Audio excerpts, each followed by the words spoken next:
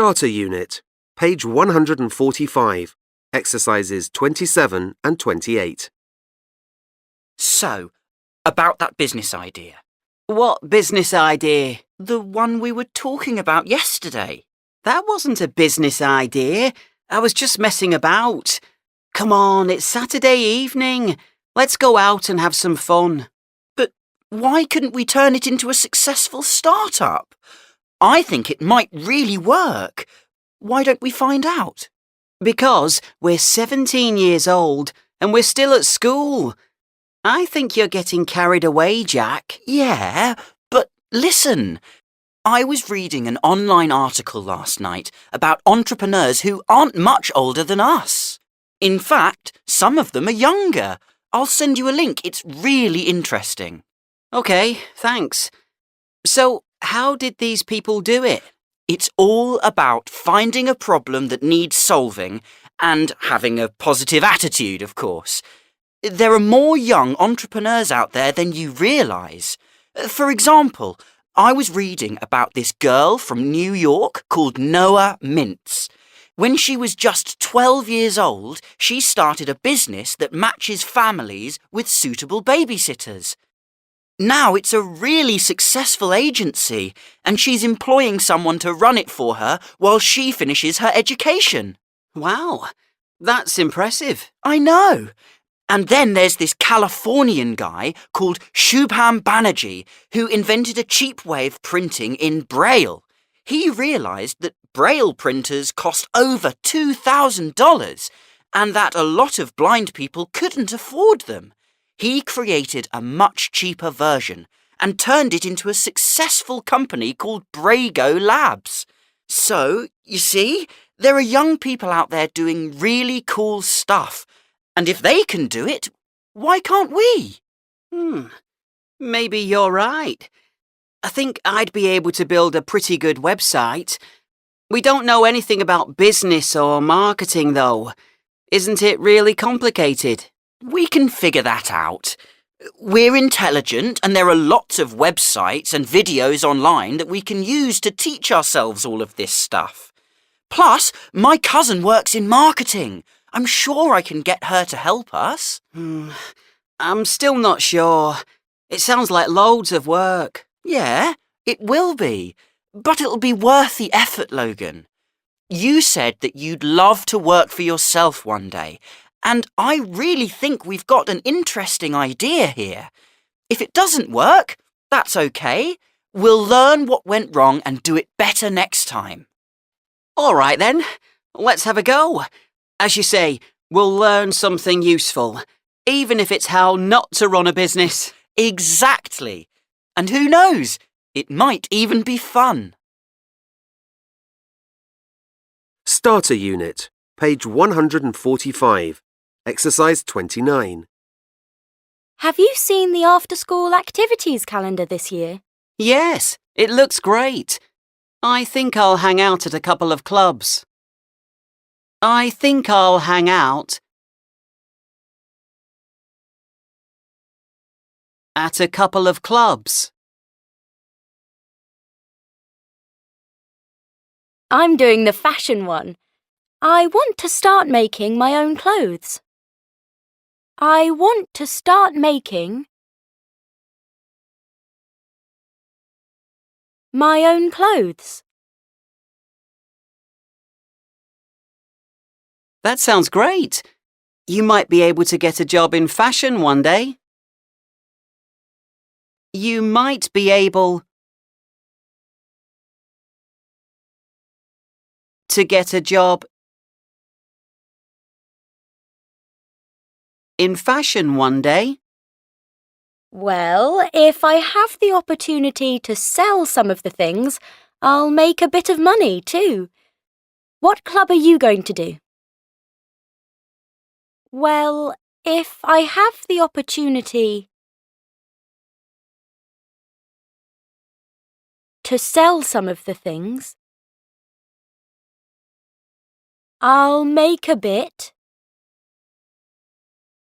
of money, too. What club are you going to do? Well, I was thinking of doing yoga or something like that. Well, I was thinking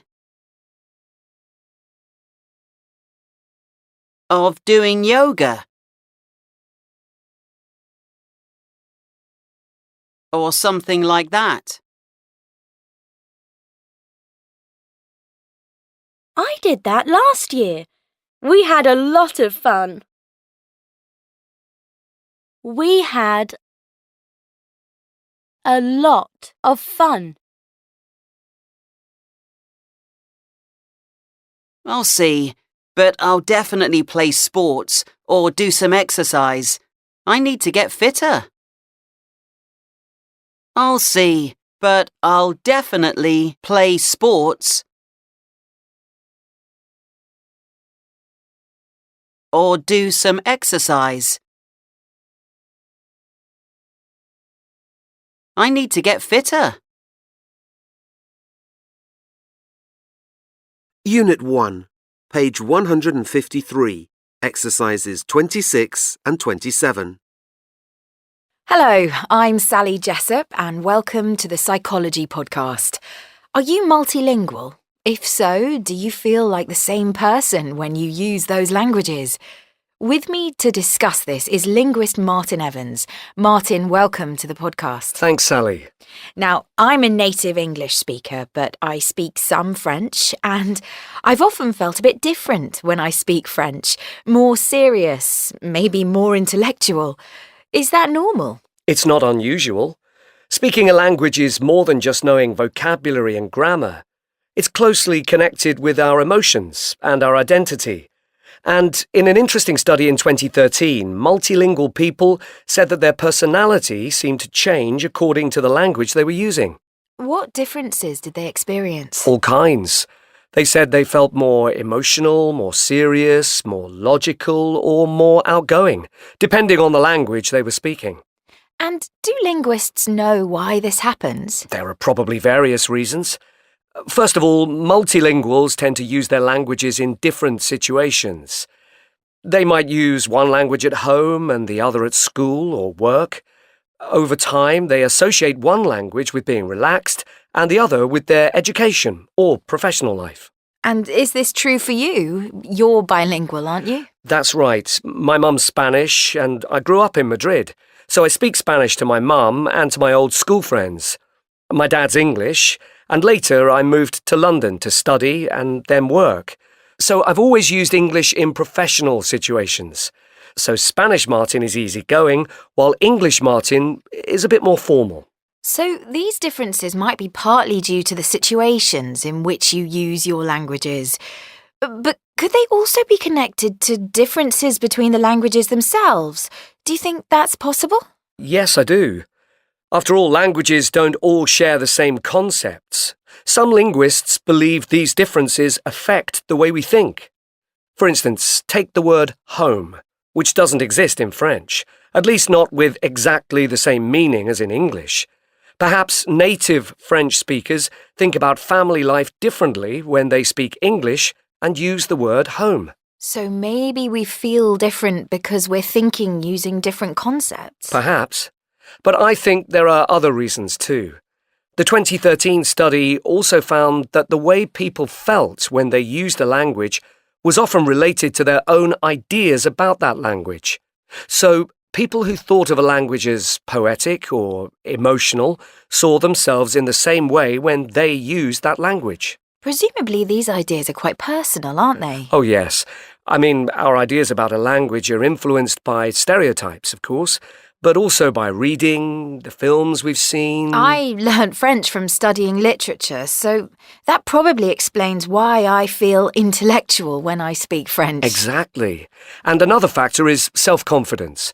The more confident you feel speaking a language, the more parts of yourself you're able to reveal. So perhaps that's why I feel more serious in French, because I can't make jokes in the language. Not any good ones, anyway. Maybe. The question of how languages influence our personality isn't a simple one, but it's definitely interesting to explore. Unit 1, page 153, Exercise 28. Do you feel like a different person depending on the language you're using? Do you feel like a different person? Depending on the language you're using. You know, I've never really thought about it before, but I think I'm more outgoing in Italian than in German. You know, I've never really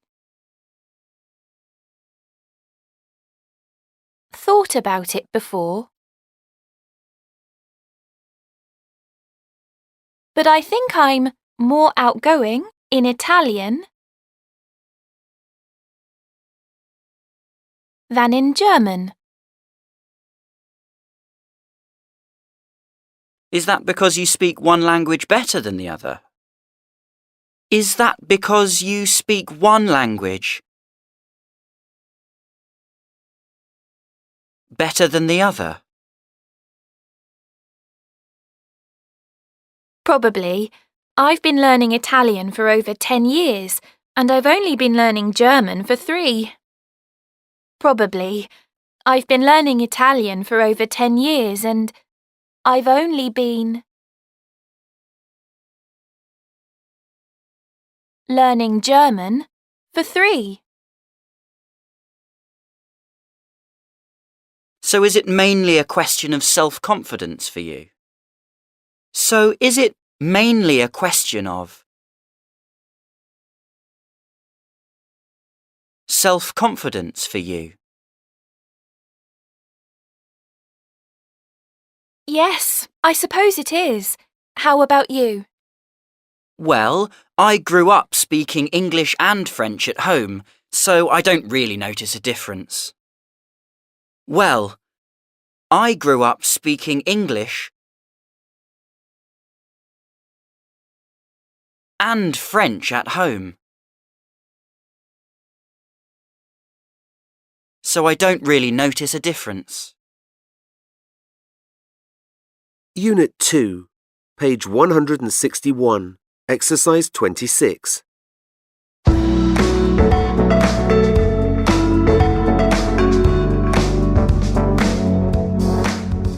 You're listening to 104 FM. I'm Helen Ayres, and today we're talking about amazing real-life coincidences. Chris, you found some stories online, haven't you? Tell us some of your favourites. There are plenty of romantic stories about lost wedding rings, but this one amused me. So, in 1995, a Swedish woman called Lena Paulsen had been baking with her daughters when she realised her wedding ring had disappeared. She'd put it on the work surface, but it wasn't there anymore. She looked everywhere, but she couldn't find it. I suppose it turned up, though. Don't spoil the ending. It did, but not for another 16 years. Mrs. Paulsen was a keen gardener who grew her own vegetables, and in 2011, she made an unexpected discovery. She pulled up a small carrot, and around the middle of the carrot was her ring. The carrot had grown inside it. Yep. They think the ring had fallen into a bin with some vegetable peelings, which they'd used to make compost, or that a sheep had swallowed it. I prefer to believe it was the sheep. Let's hear another one. Well, I like this story because it's romantic. An American man called Paul Gratian had been out on a few dates with a girl called Esther. One day, he bought a sandwich and was astonished when he looked at his change. Written in pen on the dollar note was the name Esther. Paul thought the note would make an amusing present for Esther, so he put it in a gold frame and gave it to her. Oh, that's sweet. Yes, but she didn't seem very amused. In fact, she seemed quite shocked, although she didn't say why. Anyway, a couple of years later, after they'd got married, Paul realised Esther had never explained her reaction to the note and decided to ask her. She'd written her name on it herself. I can see where the story is going. Don't ruin the ending. Esther explained that when she was 19, she used to work in a shop. She was going out with a guy, but it wasn't going well, and she was worried that she wouldn't know when she'd met the right person. So, She decided to write her name on a dollar note, and when someone found it, she'd know he was Mr. Right. And that's what happened. Oh, that sounds like the plot of a Hollywood romantic comedy. I know, but apparently it's true. Have we got time for one more? Sure. OK, so in 2001, a British girl called Laura Buxton wrote her name and address on a helium balloon and released it into the air. She wanted to discover how far it would travel. Laura Buxton was 10 years old and she had 3 pets, a guinea pig, a rabbit, and a dog, a 3-year-old black Labrador. Are the pets important? I'll explain. Laura Buxton received a letter from a girl who lived 200 kilometres away, saying the balloon had landed in her garden. This girl was also 10 and had 3 pets, a guinea pig, a rabbit, and a 3-year-old black Labrador. That's strange, but I wouldn't say it was amazing. You haven't heard the best bit yet. The girl who found the balloon was called Laura Buxton. No way. That is a coincidence. Unit 2, page 161, exercise 27. I read an interesting story recently. I read an interesting story recently. What was it about? What was it about? An American woman was looking through some childhood photos a week before her wedding when she found something amazing. An American woman was looking through some childhood photos a week before her wedding when she found something amazing. Really? What did she find? Really? What did she find? Well, it was a photo taken at Disney World, Florida. Her parents took it when she was 5, but she'd never looked at it properly before. Her parents took it when she was 5, but she'd never looked at it properly before. Let me guess. Her future husband was in the background of the photo. Her future husband was in the background of the photo.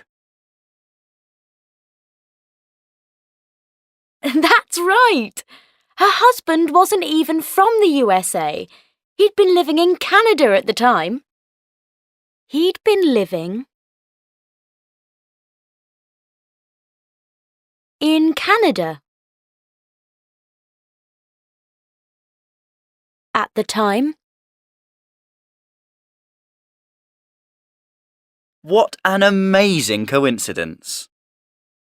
What an amazing coincidence. Unit 3, page 169, exercises 26 and 27.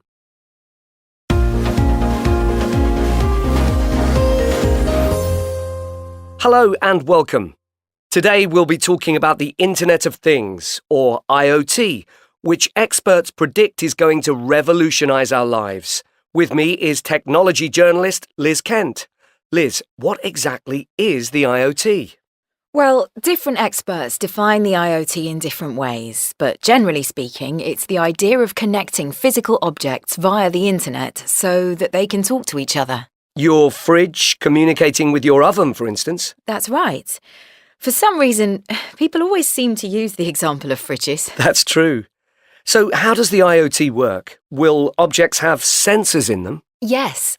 These sensors will detect how hot or cold a room is, the amount of light, and all kinds of other information, such as air quality.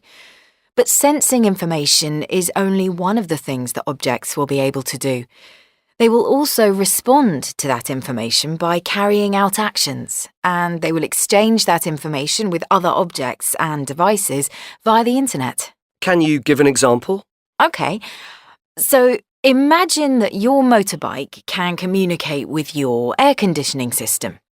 As you ride home from work, your motorbike tells your air conditioning that you're on your way. Your air conditioning turns itself on so that your living room is the perfect temperature when you get home.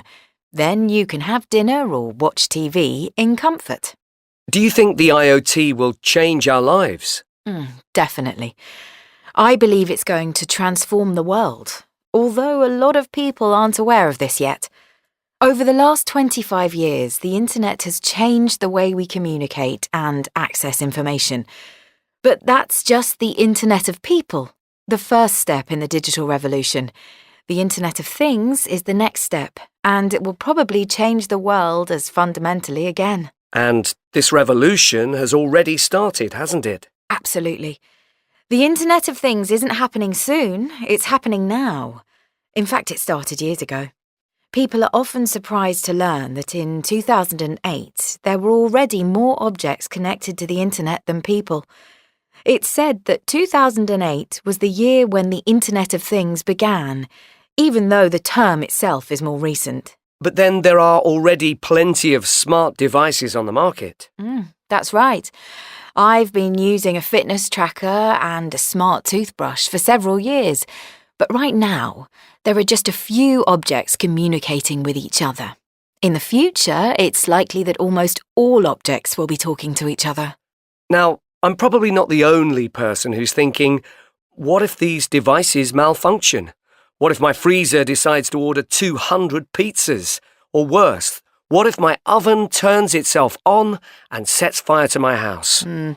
There are certainly problems we still need to deal with. So what will the world be like in 10 years? No one knows. However, people have made some interesting predictions. I saw a talk recently by Dr. John Barrett from the Cork Institute of Technology in Ireland. He thinks it's possible that by 2032, each person will be connected to between 3,000 and 5,000 different objects. If he's right, it means that we'll be using the Internet of Things in more or less every aspect of our lives. Unit 3, page 169. Exercise 28. Hi, I didn't know you were working here. Yes, I'm working full-time here for the summer. Yes, I'm working full-time here. For the summer. Really? Are you going to university in September? Are you going to university? In September? No, I'm taking a year out to go travelling, so I'm working really long hours and overtime to save some money. No, I'm taking a year out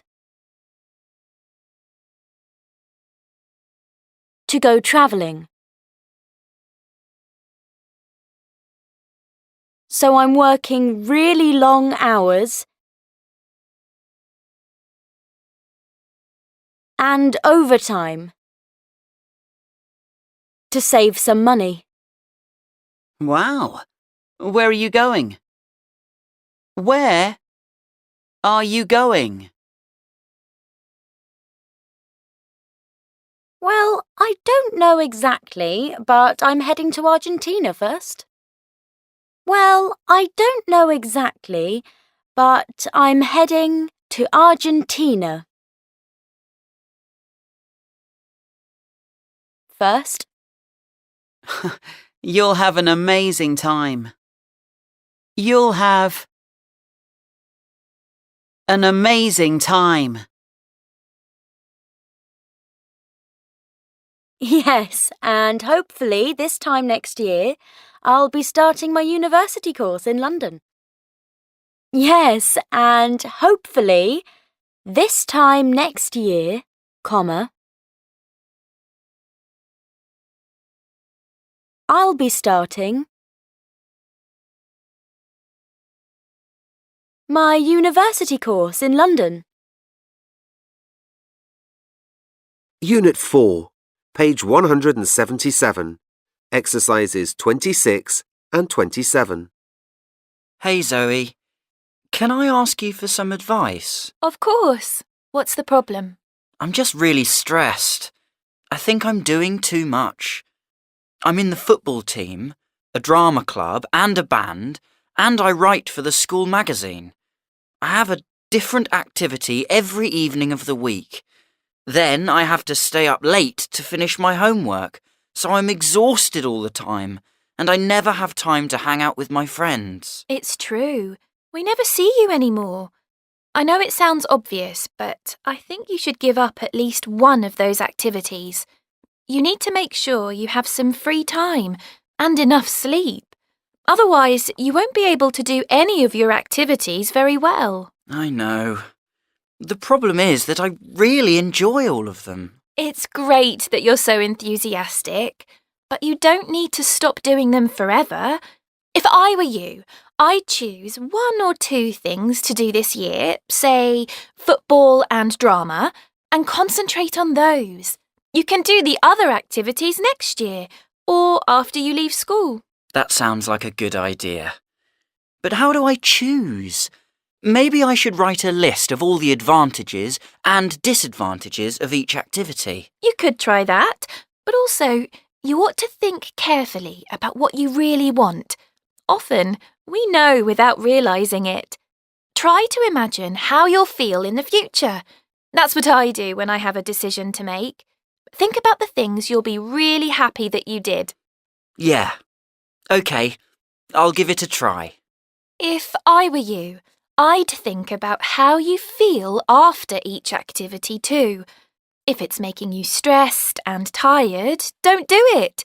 You need that energy for your schoolwork and your social life. Yeah, you're right. Actually, my bandmates are getting on my nerves at the moment. They never listen to any of my ideas. I usually get home from band practice feeling annoyed and frustrated. Well, then, perhaps you don't need that in your life at the moment. And just remember that you'll have plenty of opportunities to try different things in the future. There'll be other bands, football teams, drama groups and student newspapers, so you can always change your mind. Unit 4, page 177, exercise 28. Hey, Ron.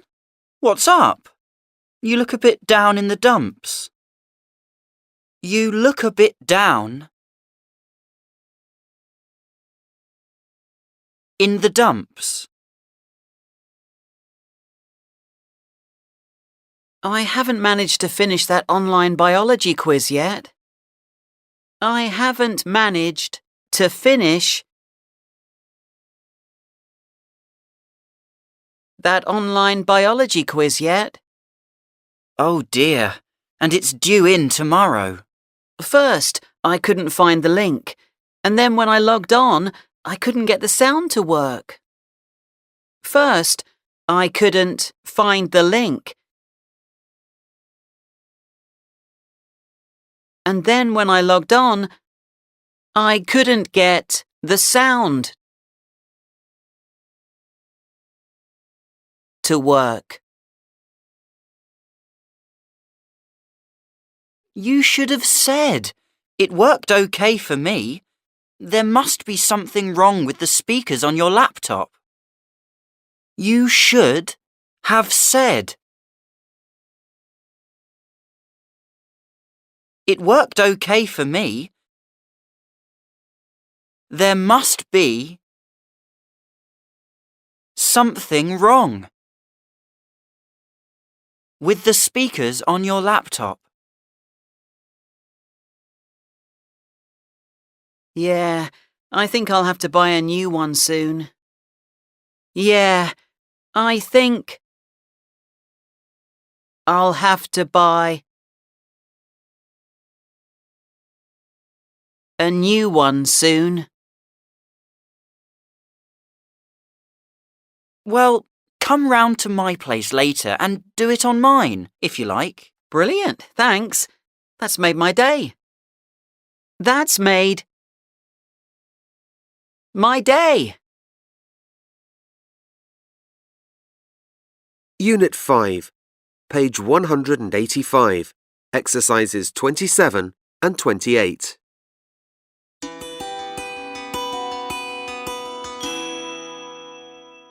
Hello, and welcome to another episode of Natural World, the podcast for nature lovers. I'm Dr. Sian Adams. Now, if I asked you to name an intelligent animal, what would you think of first? You might say chimpanzee or dolphin, and you'd be right. Both animals have been found to be impressively clever, but they aren't the subject of today's podcast. Instead, I'm going to talk about two other animals that have demonstrated above-average intelligence, and you may be surprised to learn what they are. Now, this first creature is one that you might consider to be rather stupid. If you live in a city, you're probably used to seeing pigeons flying around or looking for food. People tend to see them as annoying and dirty. They might even call them flying rats. You certainly don't hear a lot of people celebrating the pigeon's mental abilities, but this hasn't always been the case. Remember that pigeons used to deliver messages across huge distances. They played an important role in wars and other major world events of the 20th century. So, perhaps it isn't so surprising that pigeons have been found to be exceptionally bright, and not just in their ability to find their way home. Now, you might ask how we measure animal intelligence. Well, there are different methods, but one is to observe what happens if you make a mark on an animal's body, using paint or a sticker, for example, and then put it in front of a mirror. Does the animal touch the mark when it sees its image in the mirror? If so, this indicates that it understands that it's looking at its own reflection. Pigeons are one of the few animal species that do well at this test, while we humans aren't able to pass it until we're about 18 months old. Another way of measuring intelligence is to give animals a logic problem which they need to solve to get some food. In one experiment, a banana is hung just high enough that the pigeon can't reach it. Nearby, there's a small box. If the pigeon pushes the box under the banana and stands on it, it will be able to reach the banana. If you look online, you can find videos of pigeons successfully solving this problem. They're fascinating to watch. Now, I mentioned earlier that pigeons are sometimes called flying rats, but although this is usually meant as an insult, it might not be so offensive after all. Rats also seem to be smarter than most people realise. For instance, they're able to count objects. If you put a rat in front of 12 boxes and you always put food in the fourth box, the rat is able to learn where the food is. In fact, rats are able to identify that the food is in the fourth box even if the number of boxes or the size of the boxes changes. Of course, we shouldn't really be surprised that rats are intelligent. They have a lot of natural predators, and if they weren't smart, they wouldn't survive. But perhaps we humans shouldn't be so quick to assume that we're superior to animals that share our planet, or even our cities. Unit 5, page 185, exercise 29. I don't understand why we're still using plastic that isn't recyclable. I don't understand why we're still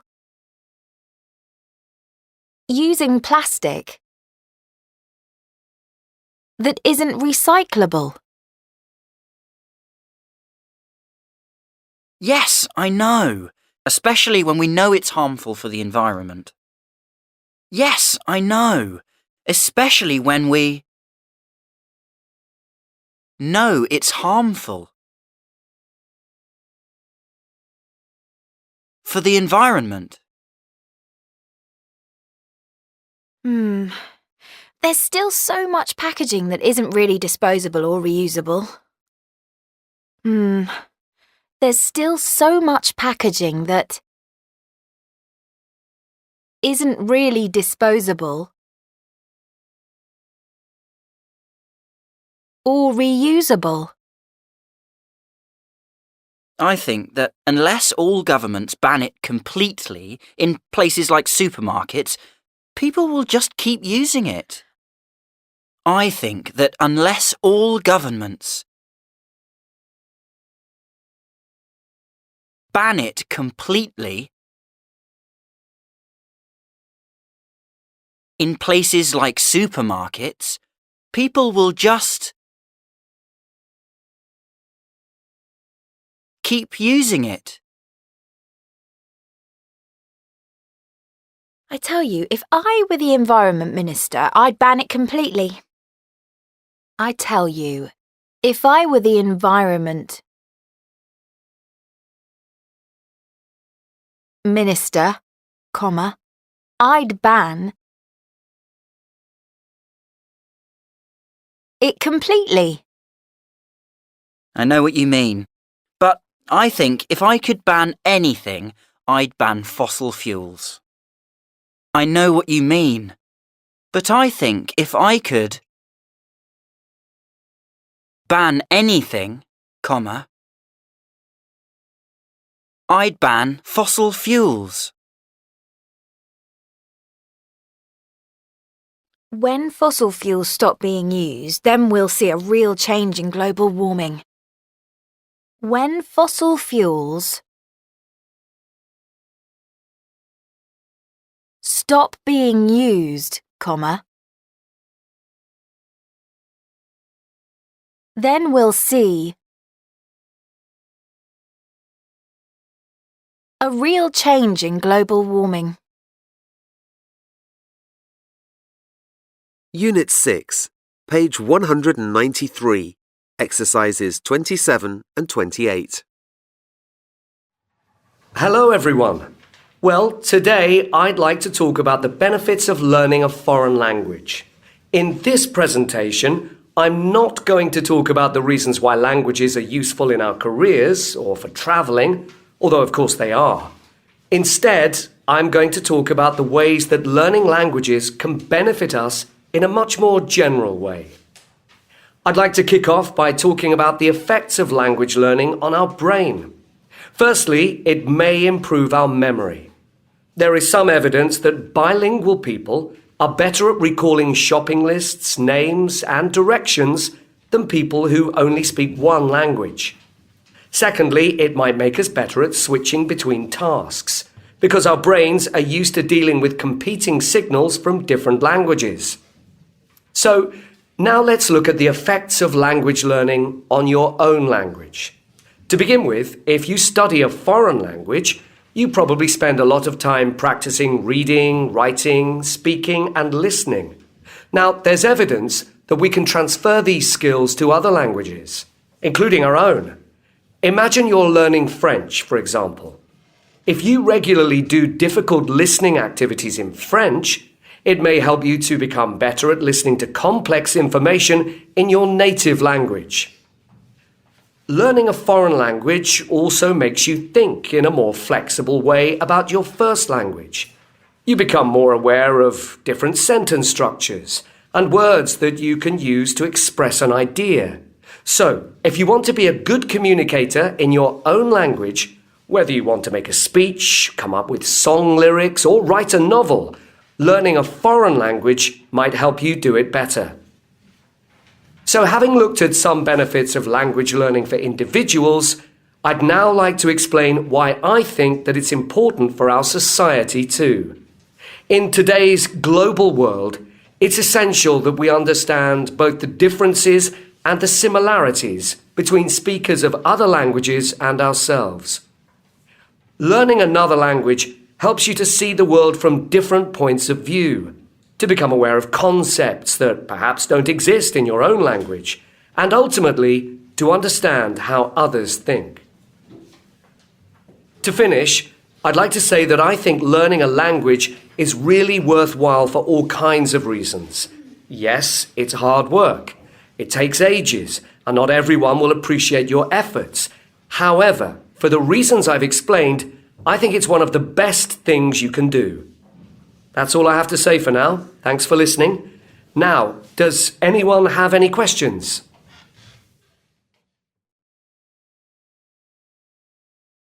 Unit 6, page 193, exercise 29. Please be quiet. I'm trying to concentrate on writing this essay.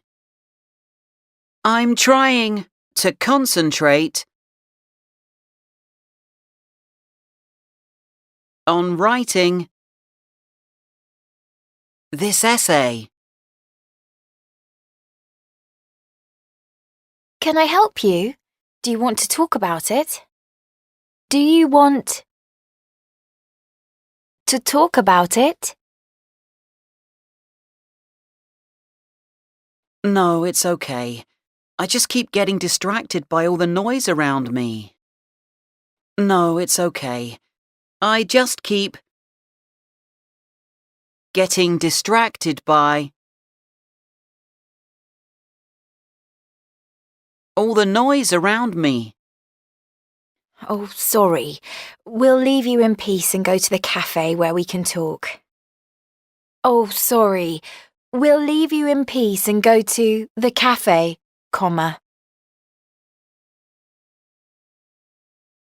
where we can talk.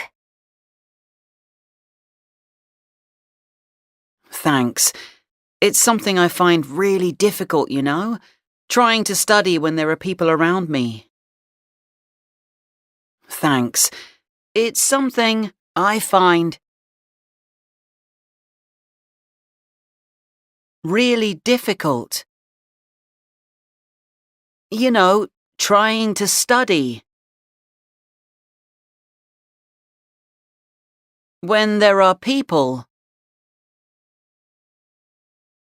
around me. Me too. I find it far easier to study when I'm alone. Me too. I find it far easier to study when I'm alone. Or maybe with some instrumental music playing in the background. Or maybe with some instrumental music playing in the background. Oh no, I prefer total silence. So on that note, we'll be off. See you later. Unit 7, page 201, exercises 26 and 27.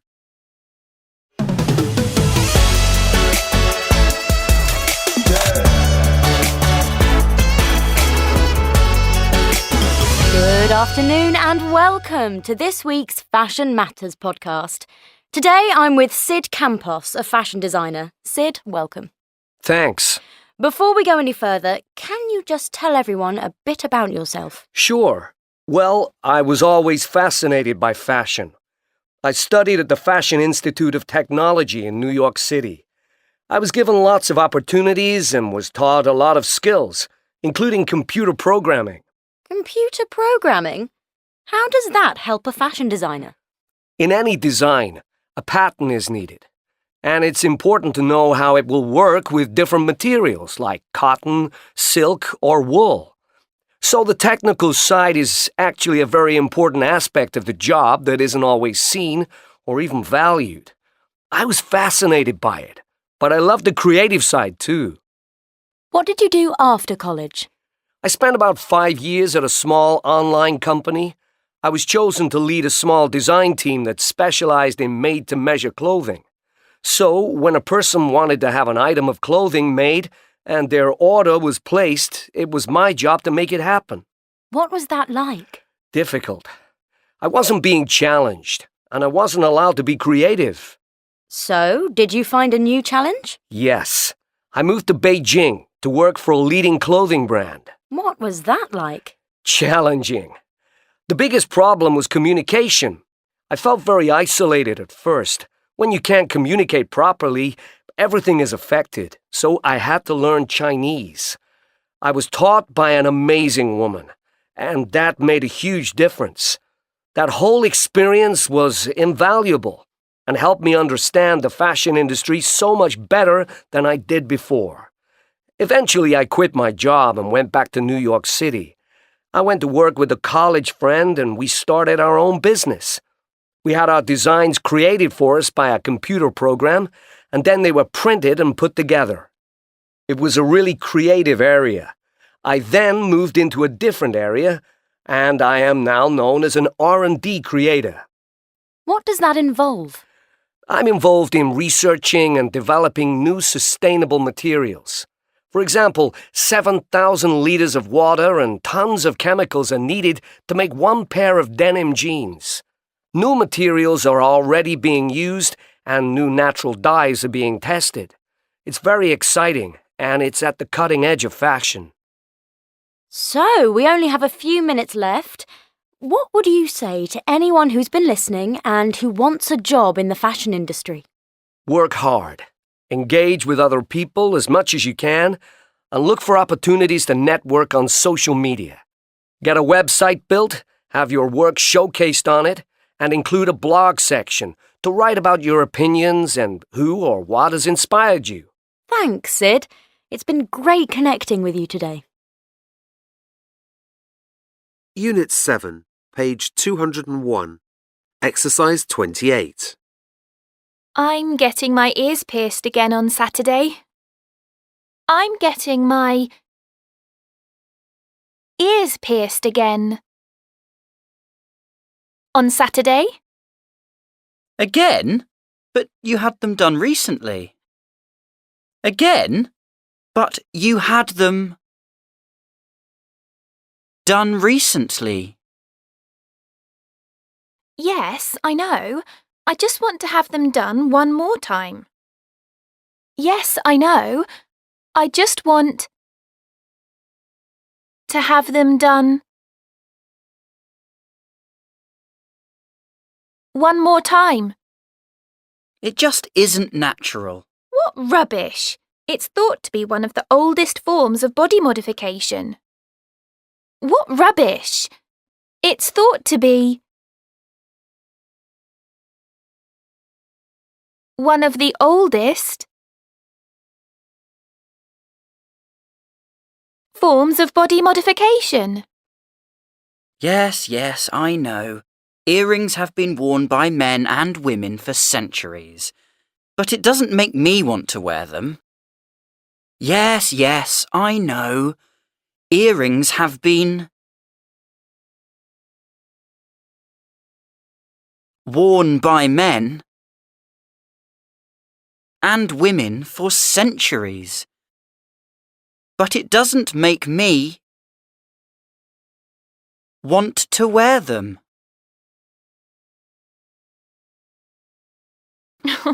You're so funny. You could have your belly button pierced if you didn't want it to be seen. You could have your belly button pierced if you didn't want it to be seen. That's not the point.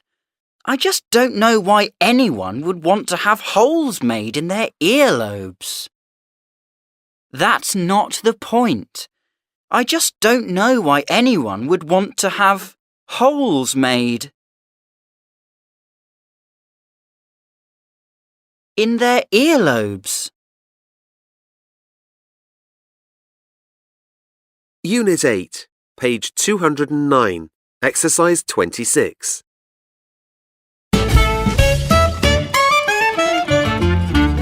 I'm Andrew Robbins. Welcome to my podcast called Generation Now. I'll be talking about some issues that are important to the youth of today.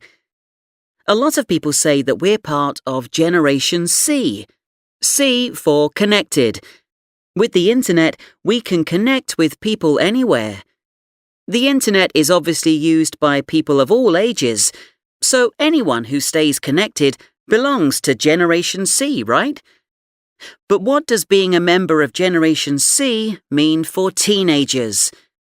Thanks to the internet, we've got a world of opportunities available at our fingertips. We're also facing an uncertain future as jobs are changing, and people who don't keep up to date with the latest technologies and innovations might get left behind and find it difficult to get a good job. So, on the one hand, it has never been more important to stay connected and up to date. On the other hand, though, there is an argument that we spend too long on the internet and may be turning into unsociable, lonely, and unhealthy creatures as a result. So, on balance, is being so connected such a good thing? In some ways, I get the concerns that some people have about teenagers and the internet. We do spend loads of time online. Just look at the statistics. A US government study showed that teenagers spend, on average, 2.3 hours a day on weekdays and 4.3 hours a day at the weekend on media and communication activities. And let's face it, nowadays that almost always means going online. But that doesn't mean it's a bad thing. Young people are finding really valuable new uses for this connectivity. Another study from the UK revealed that, despite all the challenges today's teens face, we're much more involved with social issues than previous generations were. And the internet is where we're most likely to campaign for change. 87% of the teenagers surveyed agreed that social media is effective in helping bring about social change. 38% said they'd signed a petition for a good cause online, and 29% said they'd used Facebook or Twitter to raise awareness of an issue. It seems that a lot of our teachers support this behaviour too. 84% of the teachers surveyed felt that giving opinions on social media was just as effective as traditional ways of getting involved in social issues. For many teens, this online behaviour is increasingly leading to more action in the real world too. A UK government survey found that 74% of young people had done voluntary work in the year before the survey took place. That was 9% more than in the previous 2 years. So, it seems that being connected can have huge advantages for teens and society in general. However, there are some disadvantages to being part of Generation C. While social media is a very useful and valuable tool, it also seems to be responsible for an increase in the amount of bullying experienced by teenagers, which, unlike previous generations, can take place in any location and at any time. The scale of the problem can be seen in a survey carried out by a UK charity in 2017. It showed that 40% of boys and almost 50% of girls had experienced some kind of abuse on social media. We should definitely be concerned about this because a lot of research has shown that cyberbullying is linked to depression in teenagers. And the long-term effects of social media on our mental health are not yet known. It's worth remembering that teenage brains behave in a very different way from adult brains. As neurologist Frances E. Jensen explains in her book, The Teenage Brain, by adolescence, the front of our brain still isn't fully developed. According to Jensen, this can lead to mood swings and also make even smart teenagers do some really silly things without thinking first. And of course, staring at screens can be very negative in other ways too. Eyesight can suffer, and you can't get fit or make friends just by clicking a mouse. So, given that our brains are still a work in progress and we're still trying to understand how the world around us works, maybe we should be more cautious about using social media and remember to get out into the real world instead of spending all our time online. So, should we stay connected? Well, yes and no. There are obviously lots of benefits, and being connected is getting increasingly important as time goes by. But, on the other hand, we need to be disciplined about how much time we spend online and what we actually do while we're connected. After all, who wants to employ people who can only hold a conversation on a messaging app?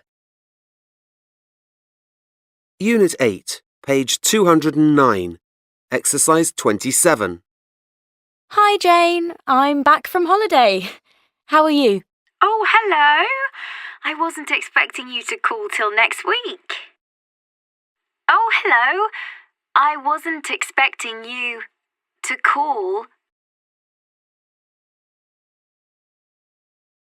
till next week. Yeah, but it was too hot to sleep in the caravan, so we came back early. Yeah, but it was too hot to sleep in the caravan, so we came back early. Oh, I'm sorry to hear that. Oh, I'm sorry to hear that. So, I was wondering if I could take you up on that idea of trying that new club. So, I was wondering if I could take you up on that idea of trying that new club? Yes. In fact, do you fancy going later this evening? Yes. In fact, do you fancy going later this evening? Yeah, I'd love to, but I don't want you to change your plans for me. Yeah, I'd love to, but I don't want you to change your plans for me. No, I'm going with Marta and Tim to see what it's like. No, I'm going with Marta and Tim to see what it's like. Great! It's been such a long time since I've seen them. Great! It's been such a long time since I've seen them. Unit 9, page 217, exercise 25.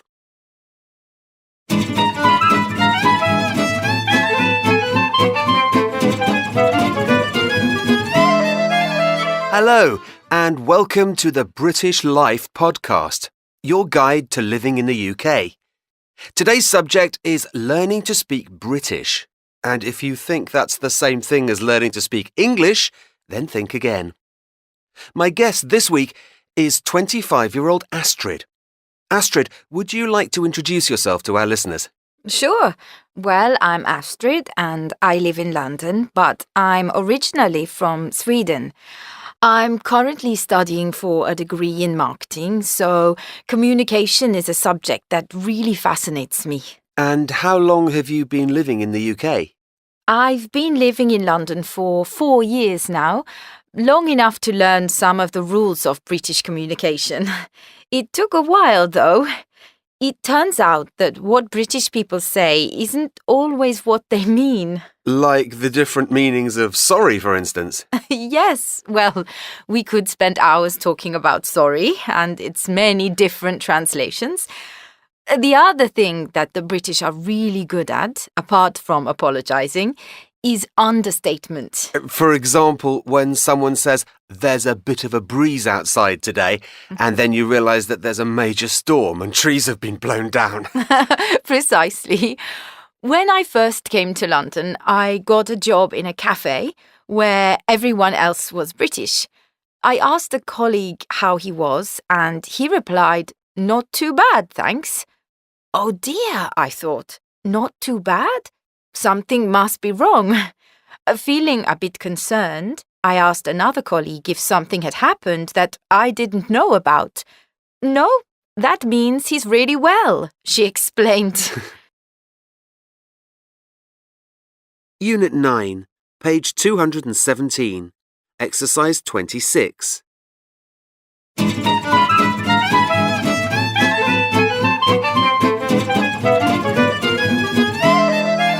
Hello, and welcome to the British Life podcast, your guide to living in the UK.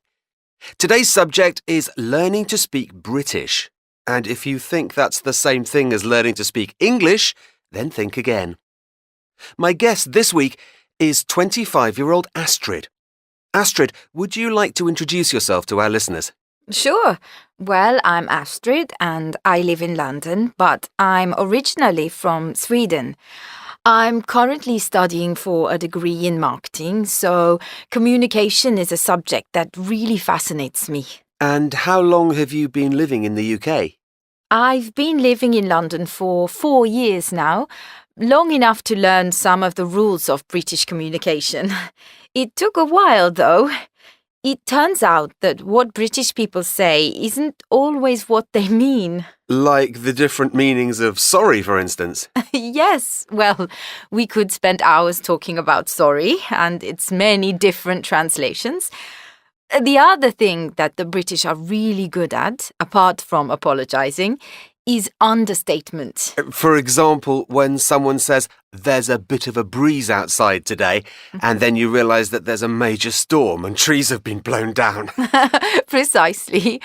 When I first came to London, I got a job in a cafe where everyone else was British. I asked a colleague how he was, and he replied, "Not too bad, thanks." Oh dear, I thought. Not too bad? Something must be wrong. Feeling a bit concerned, I asked another colleague if something had happened that I didn't know about. "No, that means he's really well," she explained. It's not ideal is one of my favourite understatements.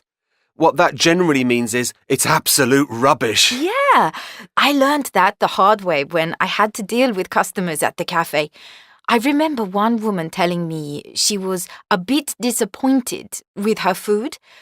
After she'd asked me to get the manager and demanded a refund, it eventually became clear to me that a bit disappointed meant absolutely furious. And of course, if we actually are a little disappointed, we say something is fine. That's right, although it all depends on the tone of your voice. "Don't worry, it's fine" generally means it's satisfactory. "Don't worry, it's fine" means I'm really annoyed. Totally. And I know another thing that amuses people from other countries is the way we say may or might, even when we're 100% certain of something. That's so true. When a British person clearly sees you drop something in the street, they'll come up to you and say, "Excuse me, I think you might have dropped this," even when they obviously saw it happen. It's hilarious. Absolutely. I do that. And to be honest, I can't really explain the reason. For example, when someone's sitting in the seat I've reserved on the train, I'll say, "I'm sorry, but I think you might be in my seat."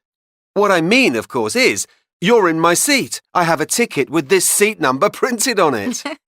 I knew I'd finally become British when someone called my phone asking to speak to Mr. Adrian McDougall, and I replied, "I'm sorry, but I think you might have the wrong number."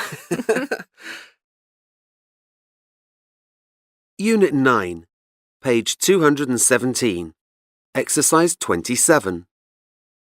How did your job interview go yesterday? How did your job interview go yesterday? Well, it was a bit weird, really, if I tell you the truth. Well, It was a bit weird. Really? Comma. If I tell you the truth. Why? What happened? Well, I arrived and they asked me whether I could do the interview by video conference. Well, I arrived and they asked me whether I could do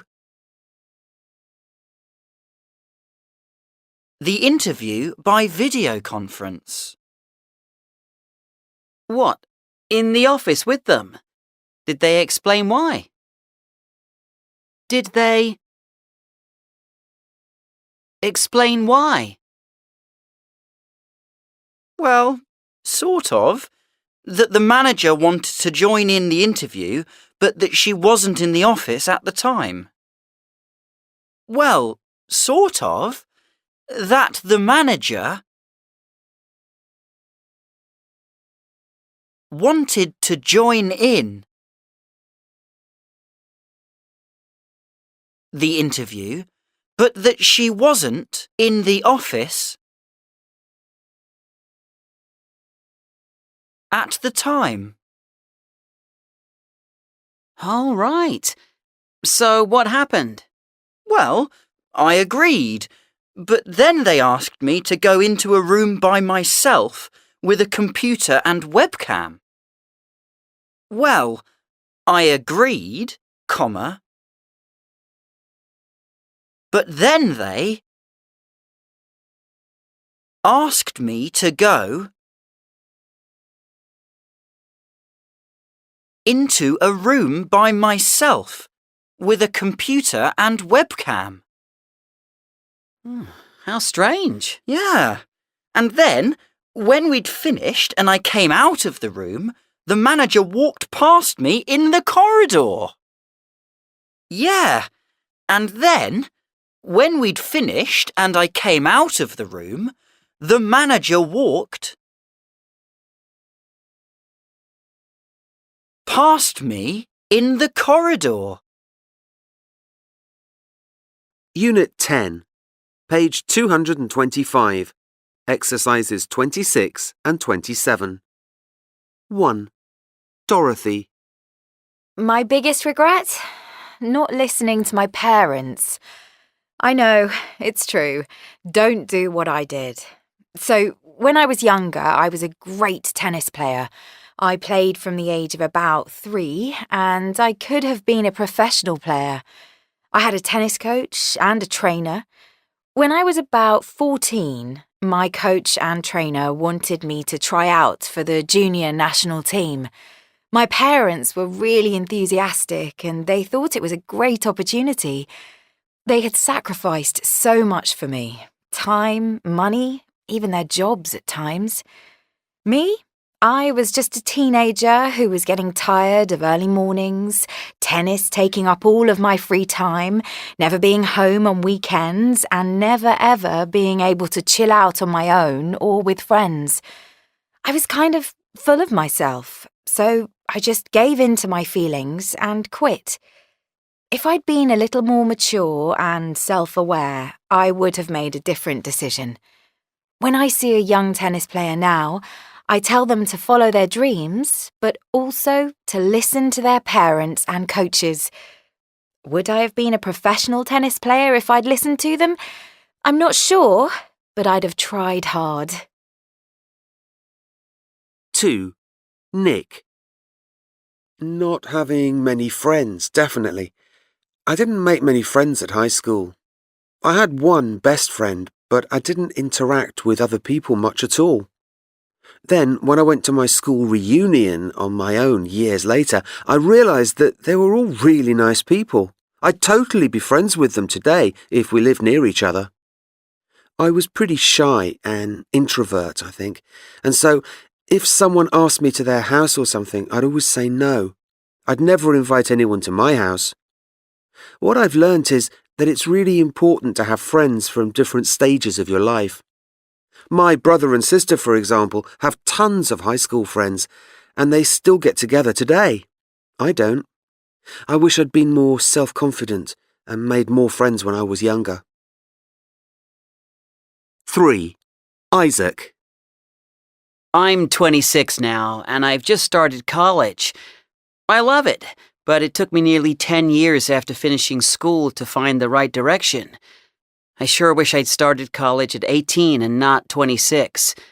It's tough being the oldest in class, and you forget how to write essays and do assignments and stuff like that. Don't get me wrong, I don't regret going to college. It's going to help me get an even better job after I finish. Why didn't I go when I was 18? Well, firstly, I didn't have enough money, and I didn't get a scholarship. My grades weren't bad, but if I'd gotten better grades, I would have gotten a scholarship. Instead, I spent years working day and night to fund my education. I've learned a lot. I really value my time in college, and I'm not like some of the younger students who just take it for granted that they're here and that they have a right to be here. Unless you have to work hard for something, I don't think you appreciate its value. That's the best life lesson I've learned. 4. Natalia. I wish I had been more physically active a few years ago. I'm trying to change that now, though. I've started walking to school a couple of days a week with friends. I've never really exercised, and a couple of my friends asked me to go for a run with them, and you know what? I couldn't. I can't even run for the school bus. I've spent a lot of time sitting around in front of screens, computers, phones, TVs, and I've gained a few pounds. Now, I want to lose some weight, get in shape, and be the best version of myself. I feel really positive about things and can't wait to get more fit. If I have enough money soon, I'll join a gym and maybe even get a personal trainer. I know that will help motivate me to participate more in things. For anyone out there who's listening, get out and do stuff. Sure, stare at your screens, but just make sure you take opportunities to do something active. This girl can, so you can too.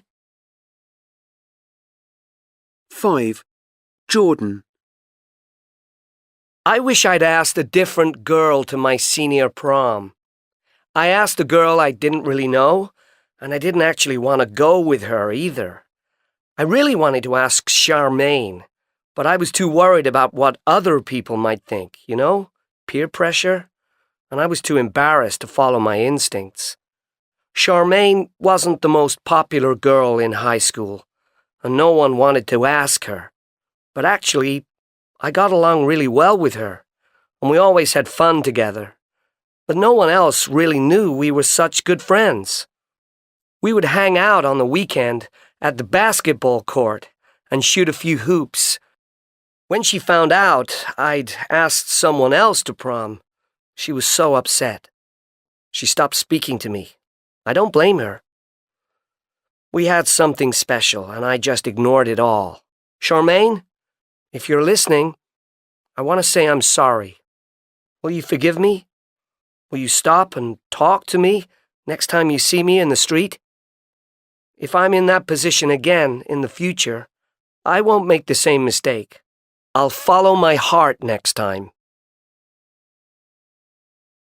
Unit 10, page 225, exercise 28.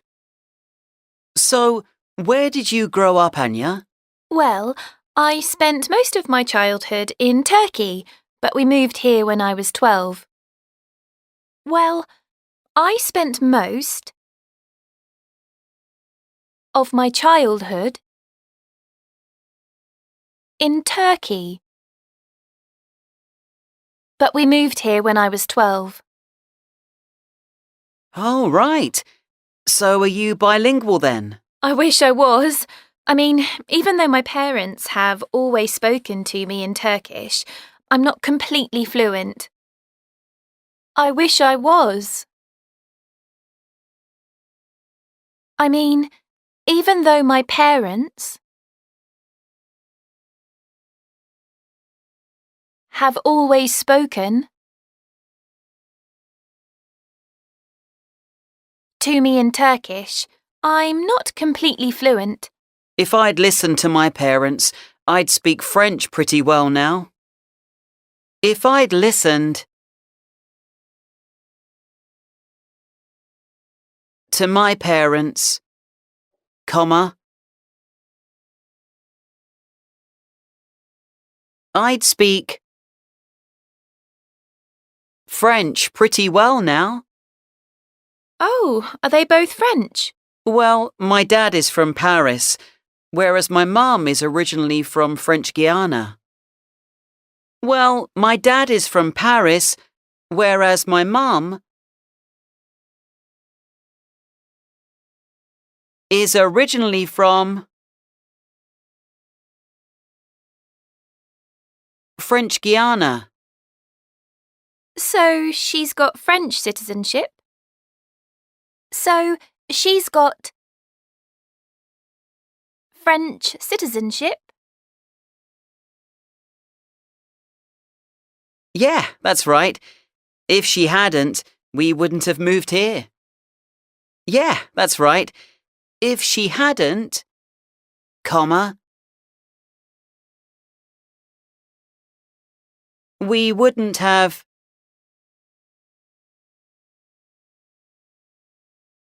moved here. We're quite a multilingual class, aren't we? We're quite a multilingual class, aren't we?